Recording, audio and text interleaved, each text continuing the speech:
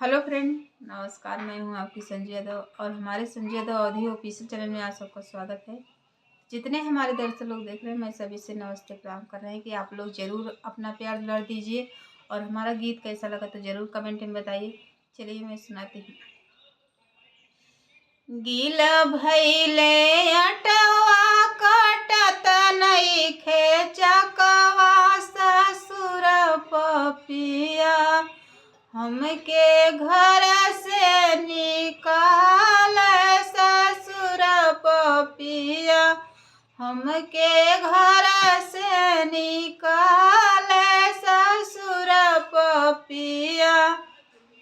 गील भैले अटवा कटत नइखे चकवा ससुर पपिया, हमके घर से निकाल ससुर पपिया।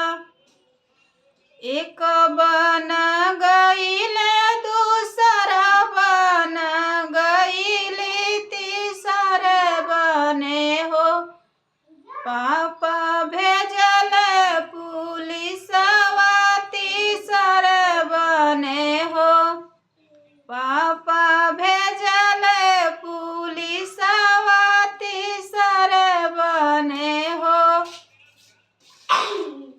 किया हो चोरनी किया हो बटू चटनी किया हो बेटी ना, कैलू सासू से झगड़वा किया हो बेटी ना, कैलू सासू से झगड़वा किया हो बेटी ना।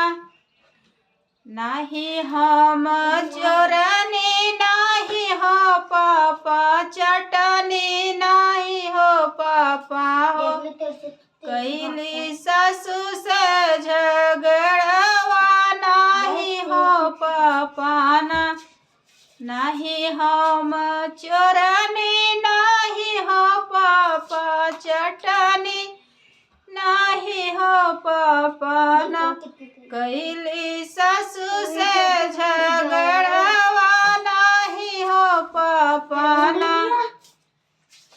गील भैले अटवा कटत नइखे चकवा जेठा हो पपिया, हमके घर से निकाल जेठा हो पपिया, हमके घर से निकाल जेठा हो पपिया।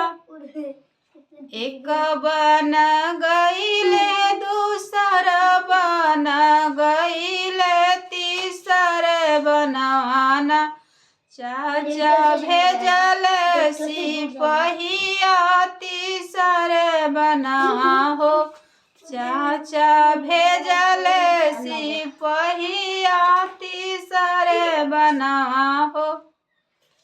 किया हो चोरनी किया हो बेटी चटनी किया हो बेटी ना, कैलू जेठनी से झगड़वा किया हो बेटी ना, कैलू जेठनी से झगड़वा किया हो बेटी ना।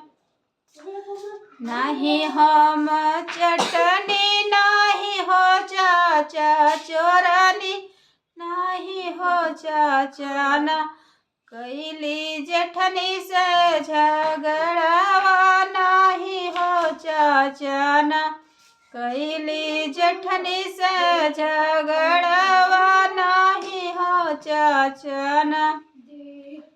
गील भैले अटवा काटत नइखे लोइया देवर पपिया, हमके घर से निकाल देवर पपिया, हमके घर से निकाल देवर पपिया। एक बन गईले दूसर बन गईले तीसर बनवा हो, भैया भेजल बनवाना। भैया भेजे थाने दरवाती सर बनवाना। किया हयू चोरनी किया हो बहिनी चटनी किया हो बहिनी ना। कैलू देवरानी से झगड़वा किया हो बहिनी ना। कैलू ननदी से रगड़वा किया हो बहिनी ना। नहीं हम चोरनी नाही हो भैया चटनी नाही हो भैया ना। कैली ननदी से रगड़वा नाही हो भैया ना। कैली ननदी से रगड़वा नाही हो भैया ना। गिला भैले अटवा कटत नइखे चकवा ससुर पपिया। हमके घर से निकाल ससुर पपिया। तो कैसा लगा तो आप लोग ज़रूर कमेंट में बताइए, अपना प्यार दुलार दीजिए।